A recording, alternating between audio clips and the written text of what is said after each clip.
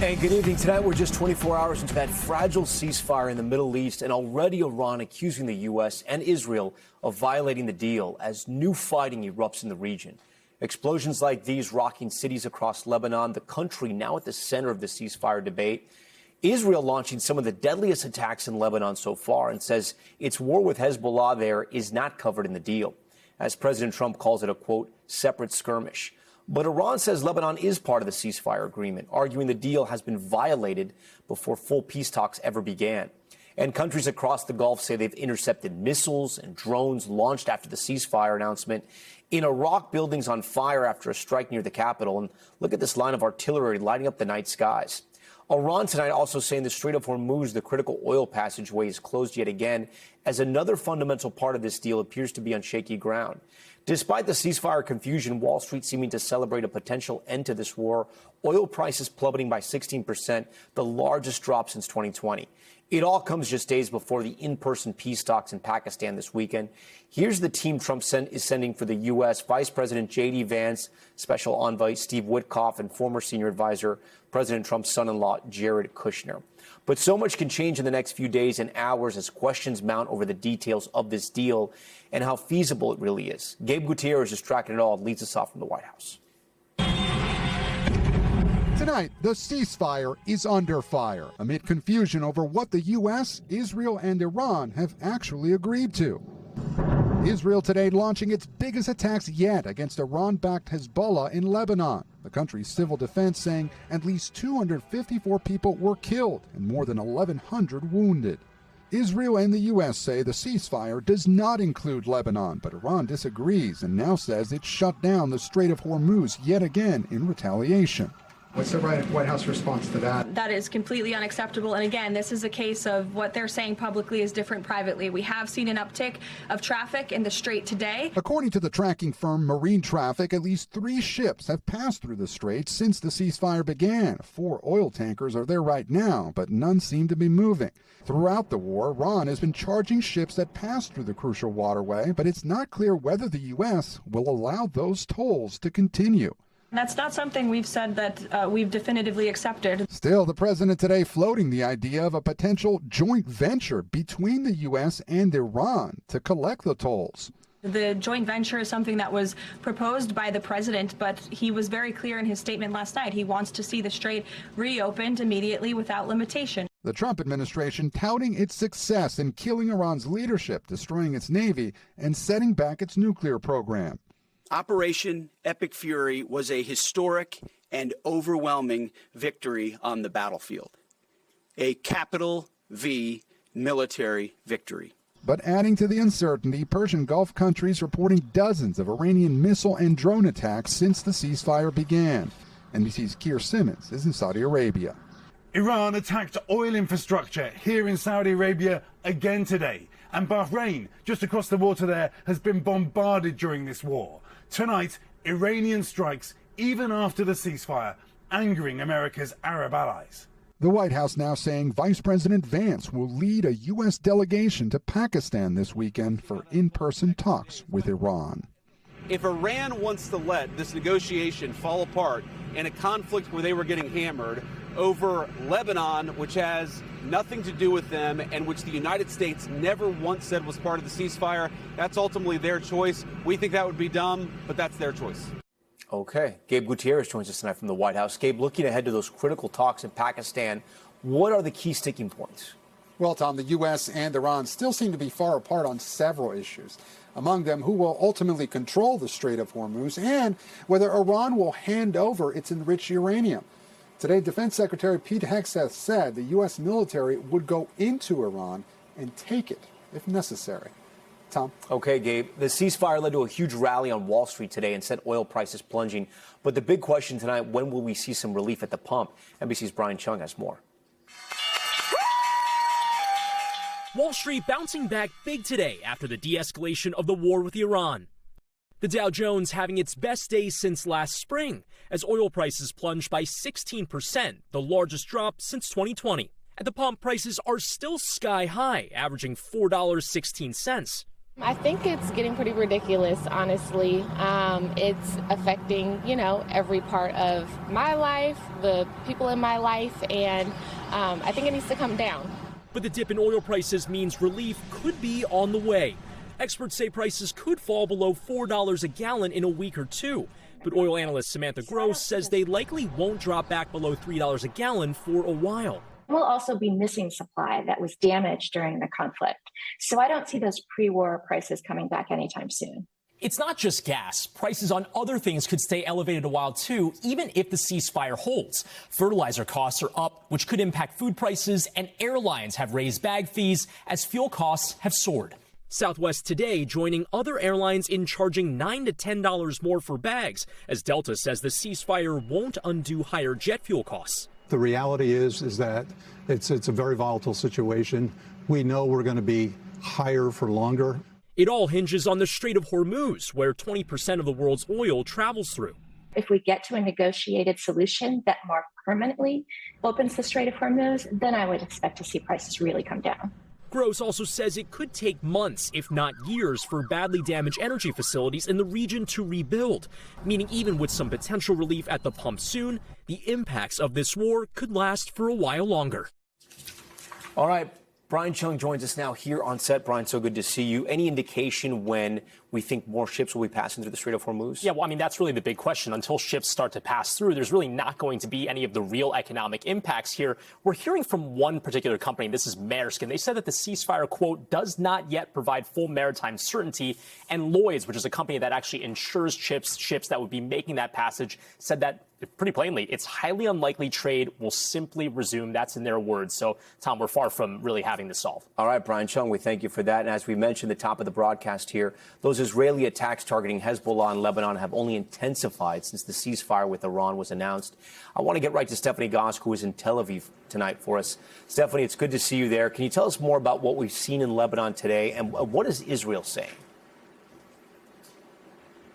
Yeah, sure. Tom, I'm going to take you back a little bit to the announcement of the ceasefire. You know that Pakistan was critical in the brokering of this deal. Pakistan's prime minister came out and said that Lebanon was a part of the ceasefire. And the concern in Lebanon was that there may have been people who had been displaced because of the violence there who heard that and then maybe started to make their way back to their homes. But then this morning, you had Israeli Prime Minister Benjamin Netanyahu say Lebanon is not part of the deal. And then you had the Israeli Defense Forces warning people in southern Lebanon that they were going to attack today. And that's exactly what they did. It was a huge bombardment, their largest of this campaign, killing over 200 people, according to officials within Lebanon, leveling apartment buildings, both in southern Lebanon, but also in Beirut as well. The Israeli Defense Forces admitting in her statement today that they were targeting Hezbollah, but that Hezbollah puts itself in residential areas. And you saw this life and death struggle throughout Lebanon today as they were searching through these flattened buildings for people who were buried underneath. And obviously, the Prime Minister of Lebanon calling for this day of mourning. It did seem today that the intensity of this bombardment caught people by surprise, both in its scope and just how deadly it was, Tom. Yeah, and then explain to our viewers more this relationship between Iran and, we say Lebanon, but it's really Iran and Hezbollah.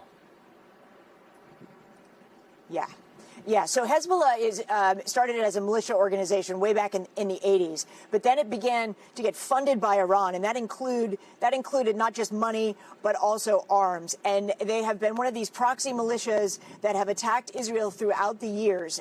When it comes to this conflict, Hezbollah started getting involved just a few days after the war with Iran began, launching rockets at Israel, mostly into the northern part of the country. That's when Israel responded. And there were times throughout the last 5 weeks or so that Hezbollah was launching hundreds of rockets into northern Israel. And that's how we got to where we are today. And clearly, Benjamin Netanyahu taking advantage of this moment to go and even further in Lebanon and do even further damage to this militia group that has caused a lot of problems for Israel and led to a lot of death here in this country. But now you see on the other side of that what's happening in Lebanon today, Tom. Stephanie Goss for us. Stephanie, we thank you. I want to bring in our political pros to break down the impact of the president's war with Iran. Tiffany Smiley is the founder of Endeavor PAC, a conservative political action committee that aims to support the Trump-Vance agenda. And Andrew Day is the senior editor of the American Conservative, a news site founded on, quote, foreign policy restraint. We thank you both for being here. Andrew, as we've reported and you've reported, major MAGA influencers are breaking with the president over his Iran threats. Here's just some of them. Podcast host Tucker Carlson said it's time to say no. One of J.D. Vance's closest allies, Orrin Cass, called Trump's comments, quote, a terrible mistake. The president's former campaign lawyer, Jenna Ellis, said it should concern everyone. And another one of his former appointees called it disgraceful. Why is this issue causing such a break?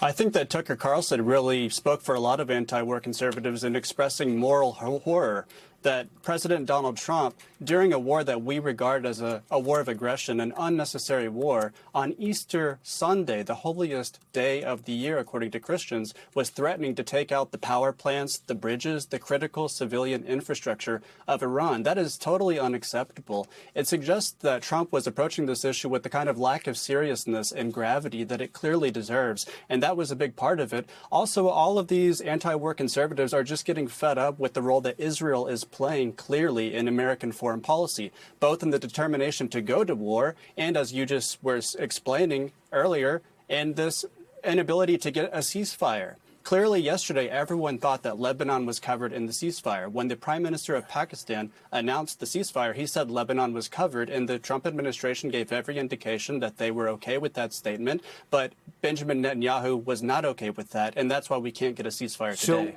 So Andrew, what's going on here? This is not the president's first rodeo. He campaigned against this exact kind of behavior in his first term, in his first campaign. And so you think he's being talked into this? I mean, what's the reasoning here? I mean, I think the reasoning is a somewhat complicated story. I mean, it is important to note that in 2016, the way that President Trump proved to the American people that he was tough was by taking on the foreign policy establishment, taking on the neoconservatives, condemning the forever wars, condemning the Iraq war. That's what people really resonated to.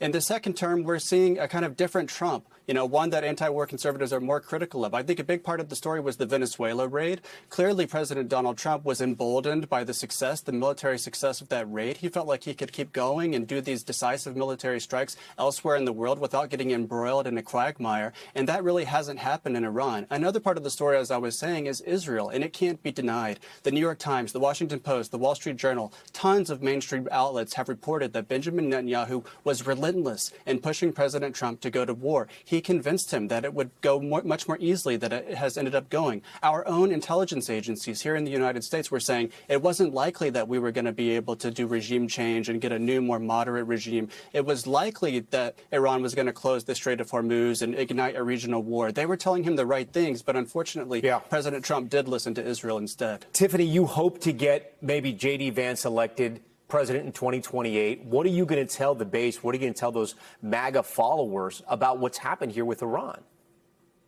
Yeah, well, I want to back up a little bit. And for 50 years, every single president has said that Iran needs to be dealt with, but no one has had the guts to do it.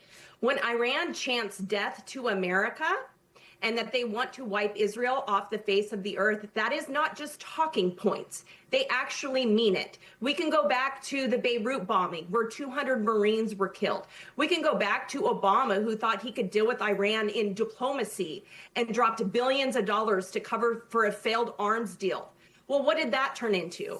Iran turned around and they've killed American soldiers in Iraq and Afghanistan any opportunity that they could get. Tiffany, I understand the history of Iran and its relationship with the world and the United States. So I want to make a point. But what did in your opinion, what did the U.S. just accomplish?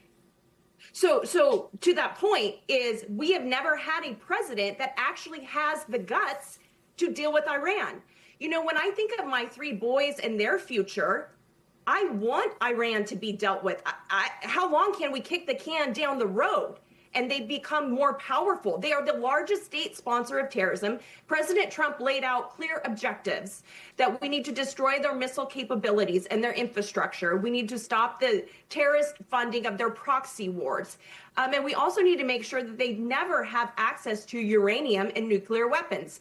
Iran was also forming a very strong alliance with Russia and China. That is problematic. But when I think of my what boys, if that has changed? Has any of that changed? Tiffany, I get what you're saying. I totally understand. But has any of that changed in your opinion? President Trump has taken out. He has set back Iran from having access to uranium and creating a nuclear weapon.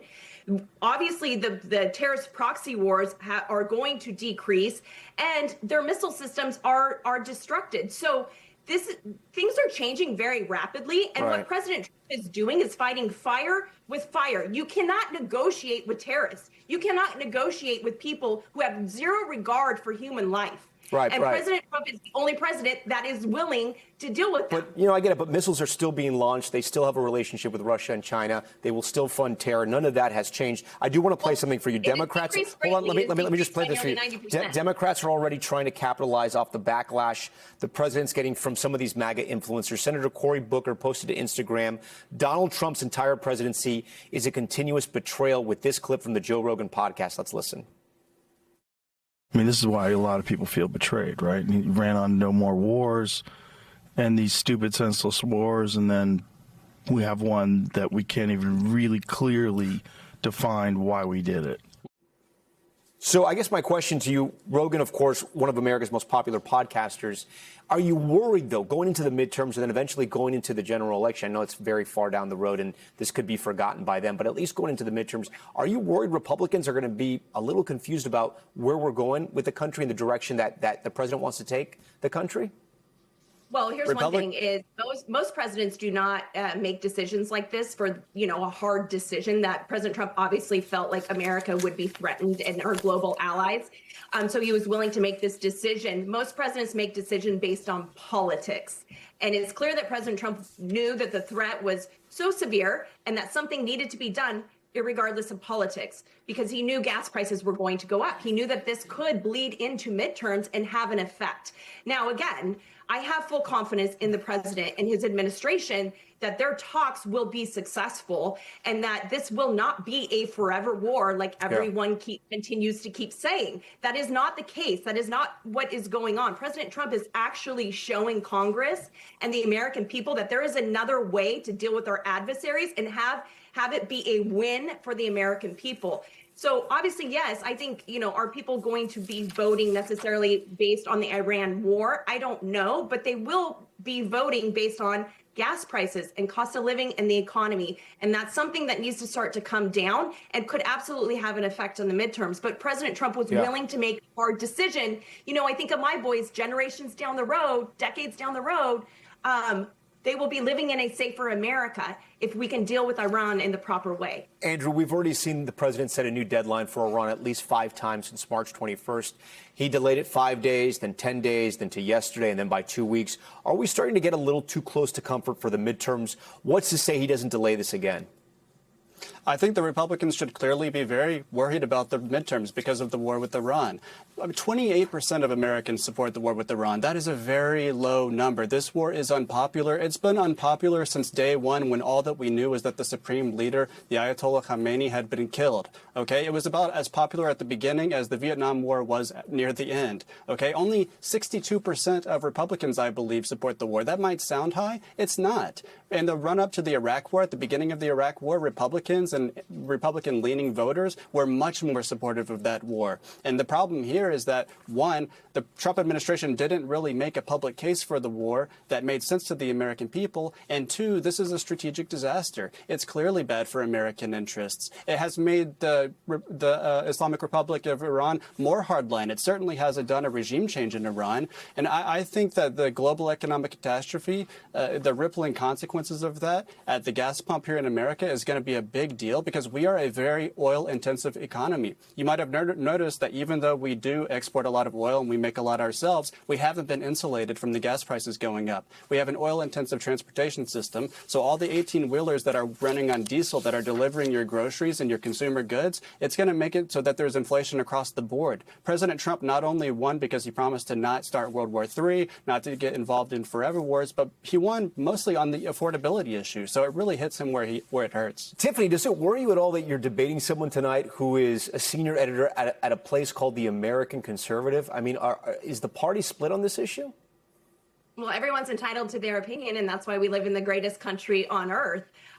Coming from a military family and watching forever wars and a generation that lived through the longest war in American history in Iraq and Afghanistan, 20 years, the longest war in U.S. history.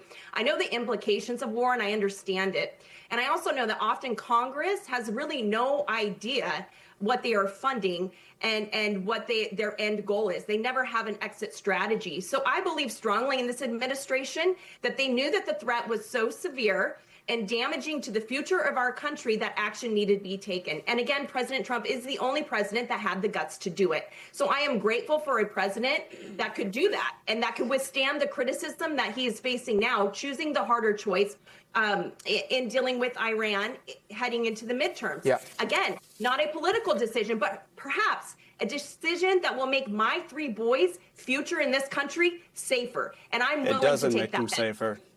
Sorry, it doesn't make them safer. The tough decision that Trump can make, what really requires the toughness is for President Trump to tell Israel to kick rocks. He should tell Israel to get lost, and President Trump should come home. We do not need to be involved in this war. The worst decision our country could ever make to not stand with Israel and defend. Most Americans think that this war benefits Israel more than it benefits us. Okay, that is not good. The special relationship is ending.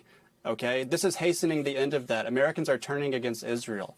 60% of Americans have an unfavorable view of Israel. 57% of Republicans under the age of 50 have an unfavorable view of Israel. It's accelerating that process, and that's for the good. But in the meantime, we're in a quagmire in the Middle East in a war on Israel's behalf, and that's not acceptable. President Trump needs to tell Benjamin Netanyahu to get lost, and we should get out of this war ASAP. Andrew Day, Tiffany's great for our country. I don't think so. Tiffany Smiley, Andrew Day, thank you for that very interesting conversation tonight. I'm sure we'll have it again in the coming days. Also tonight, we're going to switch gears here. There's some news in the intensifying search for a missing American woman in the Bahamas. We're now hearing from her husband for the first time after he told investigators she fell off their boat and was swept away. And this just in, the Coast Guard says they are conducting a criminal investigation into the disappearance. George Solis is there for us and has the late details.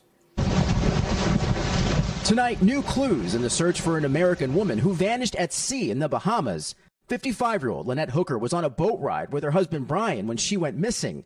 Lynette's daughter Carly sharing this voicemail with NBC News, which she says is from her stepfather. And they have found the flotation device that I threw to Mom when she fell overboard, and so they haven't found her yet, but they can now focus all of their efforts in a smaller area. Brian telling investigators the two left Hopetown for Elbow Key at 7:30 p.m. on Saturday, when Lynette later fell from their 8-foot dinghy. According to police, he says she was swept away, taking the boat's only key with her and forcing him to paddle for hours towards Marsh Harbor, reporting her missing around 4 a.m. Brian writing on Facebook, he is heartbroken, adding, despite desperate attempts to reach her, the winds and currents drove us further apart. We continue to search for her, and that is my sole focus. A marine forecast from that day indicating strong winds and rough seas at the time Lynette went overboard. But Lynette's daughter now raising serious questions about the couple's history, revealing they had a volatile relationship. They have history of not getting along, especially when they drink. The couple were avid sailors who documented their travels on social media. Do the foghorn. The search now in its 4th day, but so far there is still no sign of Lynette. Authorities say Brian Hooker came to this marina right behind me. Now, no sign of him here today. Locals that I've been talking to saying the waters here actually aren't that deep, barely 5 feet in some places, and a strong enough swimmer could actually make it to safety. Tom? Okay, George, thank you. Now to the stunning moment in a New York courtroom. Accused Gilgo Beach serial killer changing his plea to guilty and confessing to killing 8 women over a span of decades. Emily Aketa has the report. Wearing a black suit and white button-up, the accused Gilgo Beach serial killer making a stunning admission before a packed courtroom. Are you pleading guilty voluntarily and of your own free will? Yes. 62-year-old Rex Heuermann pled guilty to the murders of 7 women and admitted to an uncharged 8th killing of Karen Vergata, all strangled and dumped in remote parts of Long Island from 1993 to 2010. Long-awaited answers for victims' families. Through every year, every setback, every unanswered question, I carried you with me, and I kept that promise. And today, it has been done. Investigators cracked the case through cell phone data and DNA from a trashed pizza crust, arresting Heuermann in 2023. At his Massapequa Park home, investigators found nearly 280 guns, magazines covering the Gilgo Beach murders, and a disturbing document to plan out his kills. His attorney called today's guilty plea a relief for Heuermann. He certainly wanted to save the families of the victims, the ordeal of going to trial, and coupled with saving his family that ordeal. His now ex-wife and daughter, who were at court today, are the targets of a wrongful death lawsuit alleging they must have known what was happening. Their attorney says they had no knowledge or connection to the crimes. My thoughts and prayers are with the victims and their families. Their loss is immeasurable. Rex Heuermann is set to spend the rest of his life behind bars and has agreed to cooperate with the FBI's Behavioral Analysis Unit. Tom? All right, Emily, thank you. We are back in a moment with the school board member under fire because of this, putting his arm around a student and making inappropriate comments. You'll hear what he said. Could it cost him his job? Plus, midair scare, a plane's door bursting open during a flight. We'll hear from passengers on board what they told our Sam Brock. And a high-end boat exploding on camera, sending people scrambling to get off. The scene out of Thailand coming up.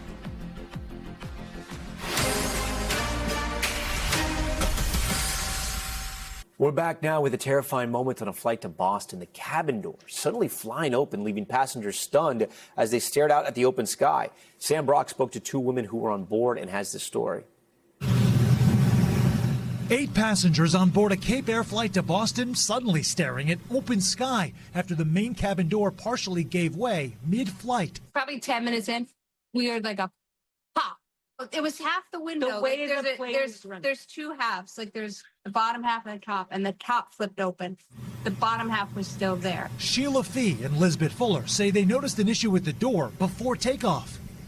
It was like not like snapping into place, and then again.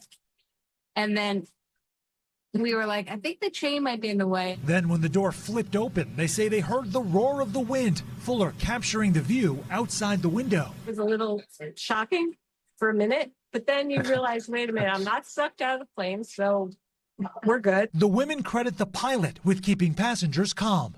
Cape Air said in a statement the Cessna plane has been taken out of service, and the FAA says it's investigating. As for the sisters, they went right back up in the air, and this time the door stayed shut.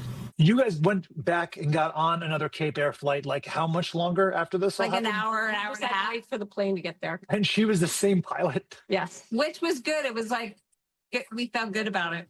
Sam Brock joins us tonight on set here. Sam, you know, it's kind of interesting. It's kind of nice to see people not freak out because, I mean, you were saying maybe you would freak out. I'd probably be concerned if I was on there with my kids. I noticed there were no oxygen masks. Is it the size of the plane or is it they weren't flying high enough? So if a cabin is not pressurized, Tom, there's no oxygen masks. There's no need for it. If it is pressurized, it's got to get up there somewhere around 13,000, 14,000 feet. In this case, it only looked like they were a few thousand feet above the ground. So no need for supplemental oxygen. To your original point, if you and I were in that plane and there was no door on the side, I think I'd be a little bit more worried and perturbed than those two. No, I hear. I would be there to hold you, though. Yeah, if that happened, I would. Kind of guy. All right. Sam, good to see you, my friend. Still to come on Top Story, a train clipping a school bus. This video is wild because it was packed with kids, the terrifying moments for students on board. And you'll see the video inside the bus, which is even scarier, the charges the driver is now facing.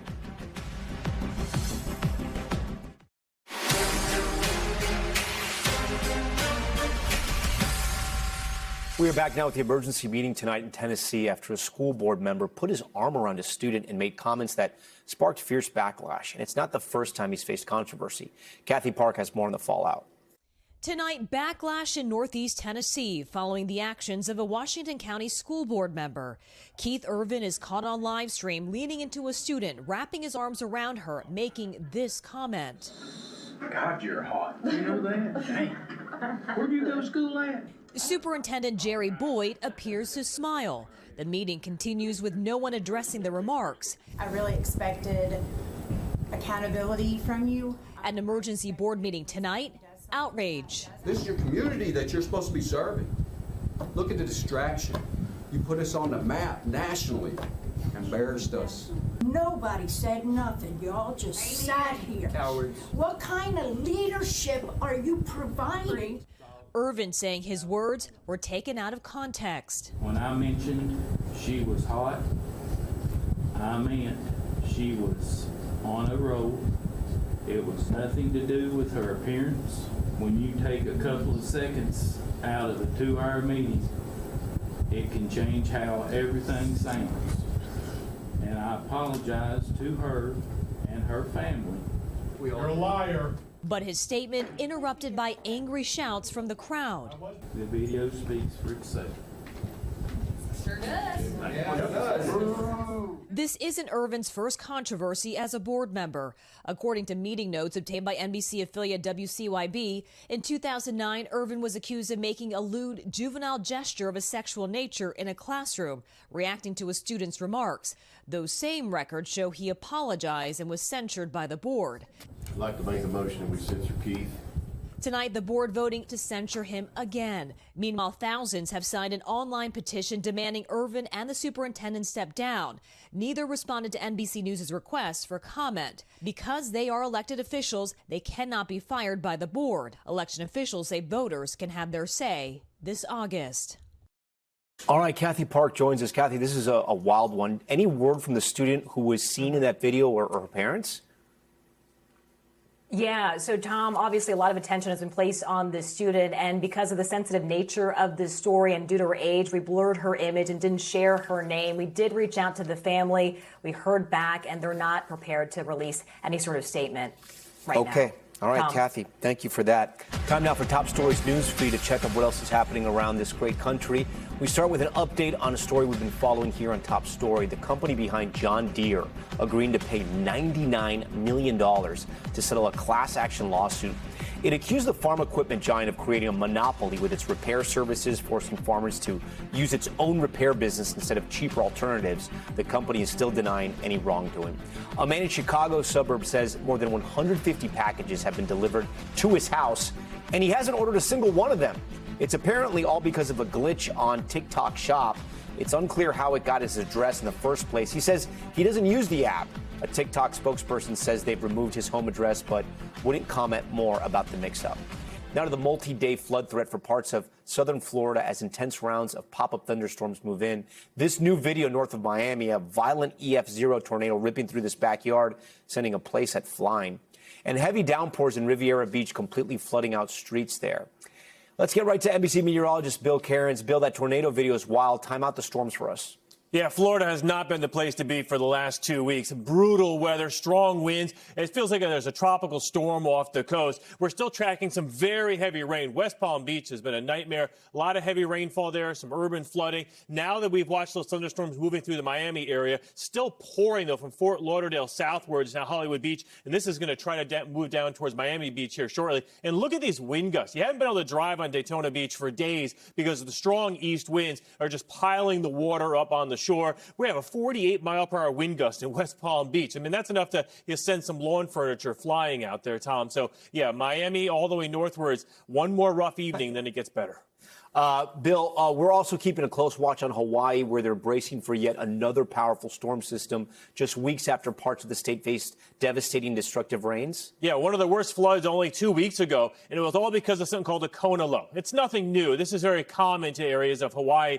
This is when a stalled out storm sits just to the west of the island, and it brings intense areas of rain. Some locations picked up feet of rain about 2 weeks ago. The soil is still wet, hasn't really dried out. Now, the rivers have come down, but here we go again. Now we're watching almost a similar setup with an atmospheric river, another Kona low, and you can see it. This is the storm. Here's the Hawaiian Islands, and it's just going to suck this moisture up and over the high terrain, the volcanoes, the mountains, and it's just going to wring that moisture out over the next 2 days. We're under flood watches throughout the region. You can already see the heavy rain about to move on to Honolulu there. It looks like the Big Island's okay for now, but all of this will be with us for the next 2 days. Do expect, unfortunately, more significant flooding and possible damage in the Hawaiian Islands. All right, Bill, we thank you for that. We'll keep an eye on it. We want to head back to Florida and the heart-pounding video captured by a student on a school bus. Kids heard screaming as a train clips the back of the bus. The driver now facing felony charges for driving onto the tracks. Here's NBC's Jesse Kirsch. These are the frantic moments a school bus filled with children narrowly avoids a direct hit from a passing train in Central Florida. Watch again. You can hear what appears to be a child sobbing as the train flies by. And from this vantage point moments earlier, you can see the bus crawling forward, trying to get out of the way. The bus driver made poor decisions that could have resulted in the death of 29 children and 1 adult. With 29 children and 1 man on board her school bus last week, investigators say driver Yvonne Hampton went over the train tracks after crossing arms started going down, with warning bells ringing.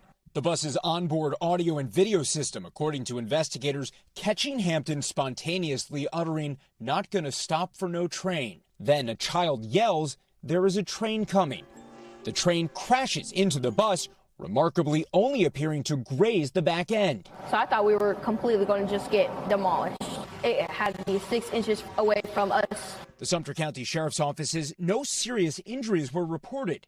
Hampton now faces more than 30 charges, including 29 counts of child neglect. Late yesterday, the 67-year-old bonded out of jail, hiding her face, leaving many questions unanswered.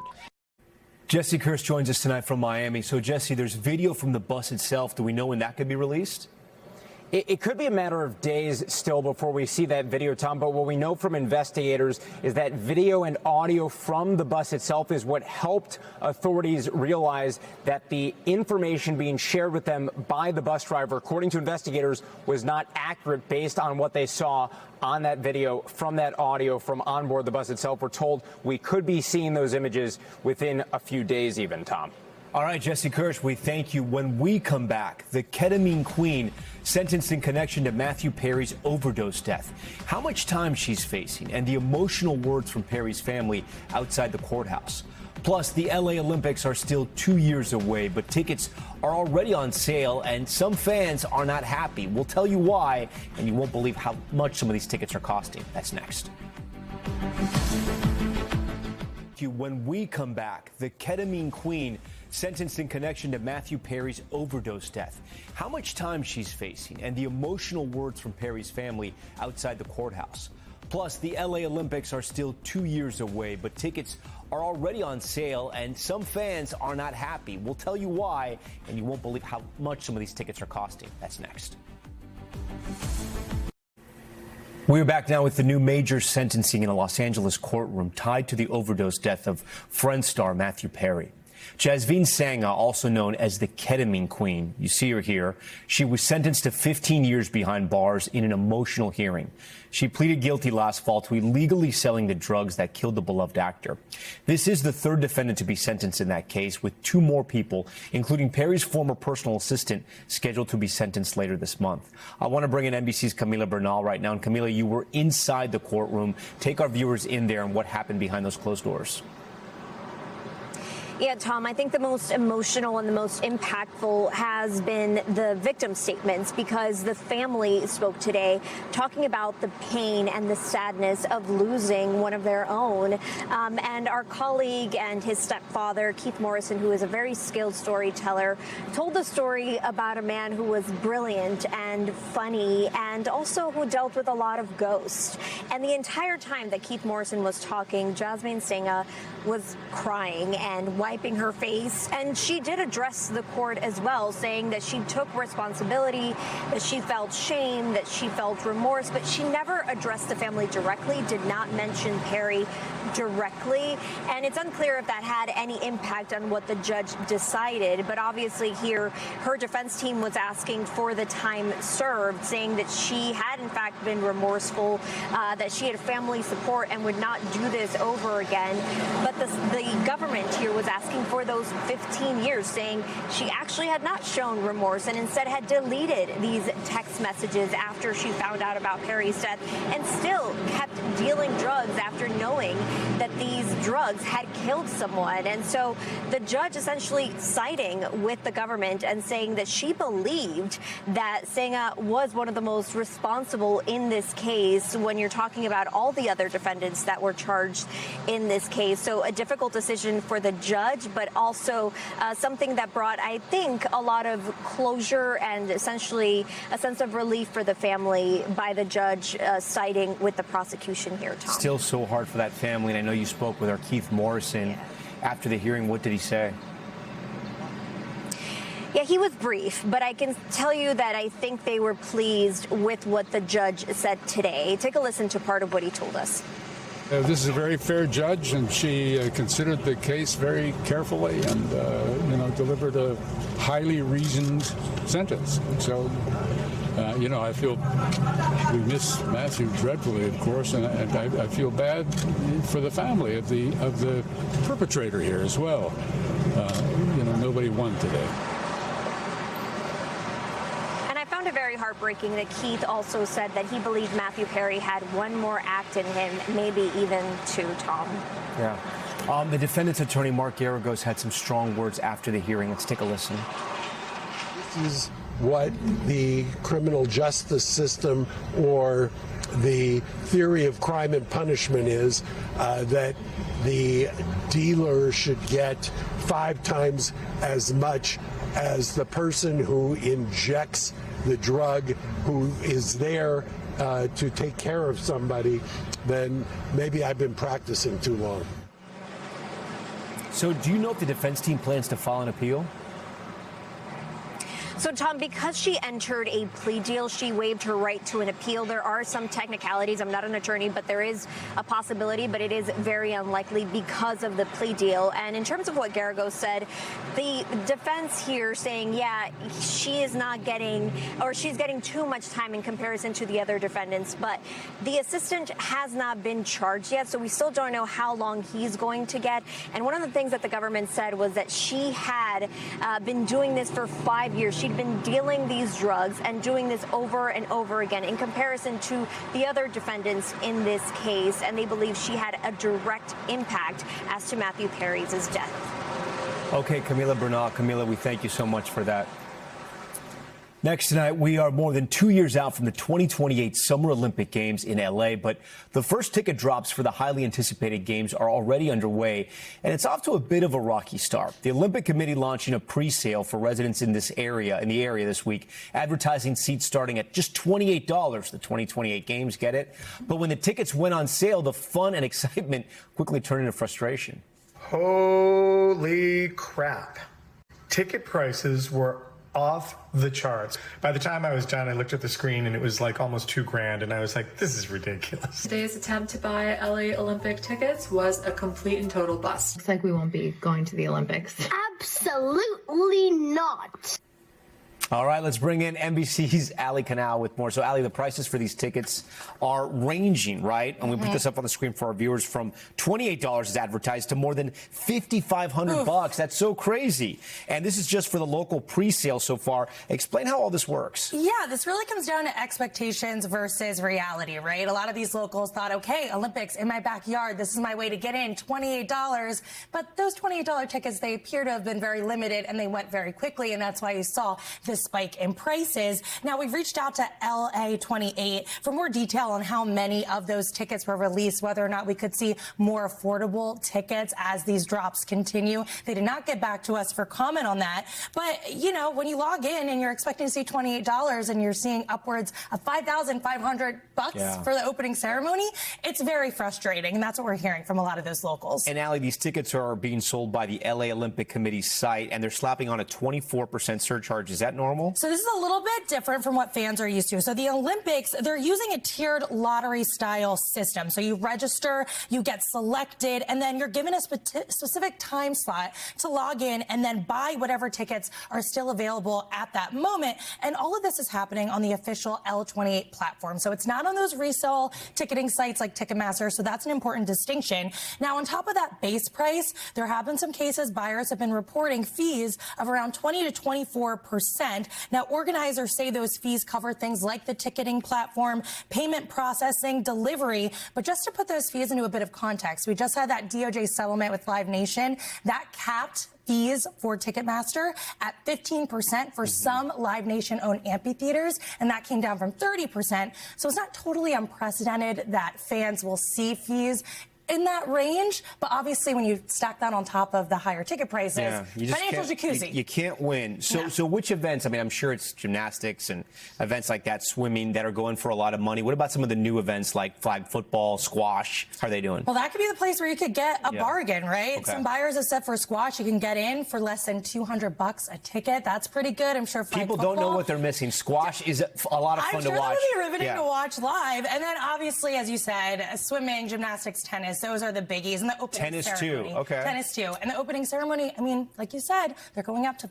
over $5,000 a ticket. People want to be in there from the very beginning. LA very spread out, so you have to figure out exactly where you're going to stay and watch, and if you want to deal with that traffic as well, because that'll be another little surcharge you didn't think about. But thanks so much, Allie. Great to see you. Of course, we look forward to the games either way. Okay, now to top stories, global watch, a check of what else is happening around the world. We start in Brazil, where a massive fire ripped through a stadium at Rio's Olympic Park. Look at this. The flames engulfing the roof of the building. It was built for the 2016 Rio Olympics, but it's now a museum featuring artifacts from the Games. Like the Olympic torch and medals, fire officials say nobody was hurt and that they're still assessing the damage. A dramatic video out of Thailand of an explosion on a boat. Watch this. The blast sending smoke and debris flying into the air, people scrambling to get off the boat, as you can imagine, before it goes up in flames. Local media reporting one person was killed and at least 5 others hurt. Investigators are now working to figure out what happened. And in Thailand, an ostrich running down a busy highway. This is why it made the news. Here you can see it sprinting as cars and trucks drive by. Crews were finally able to catch up and capture the big bird that can run so fast. Its owners told media outlets the ostrich escaped from its enclosure at their animal-themed cafe. Oh, no, those are so much fun. But has now been returned safe and sound. Good to know. All right, when we come back, cruising cancer-free, the plane full of people helping this adorable 2-year-old celebrate a major milestone. We're going to explain.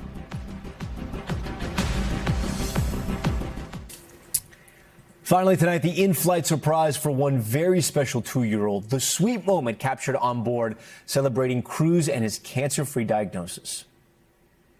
Today we do have a very special passenger on board today. It wasn't your typical pre-flight announcement. A Southwest flight crew celebrating a very special 2-year-old named Cruz. He has been battling a very rare form of cancer. He is now officially cancer-free. The journey to this moment starting well before this flight. Last year, Cruz was diagnosed with stage 4 cancer. His family traveling from San Diego to New York City for months of treatment. He is now officially cancer-free. Finally headed home, the flight crew urging everyone on board to mark the moment. We would love it if you guys would be willing to write any words of encouragement. Passenger after passenger passing notes on napkins filled with words of congratulations and hope. You did it, Cruz. Congrats. You are so strong. Way to fight. The emotions kind of all hit at that moment. It was a long journey. Mom, Elisa, and Dad, Miguel, say it was a gesture of kindness they'll never forget. He felt recognized, like he was excited, you know. And he even said, he's like, I'm strong. They're talking about me. I'm strong. That strength carrying Cruz through one of life's toughest battles, now ready for takeoff into a brighter future. He is now officially cancer-free. Cruz, keep fighting hard. All right, thanks so much for watching Top Story. I'm Tom Llamas in New York. Stay right there. More news on the way.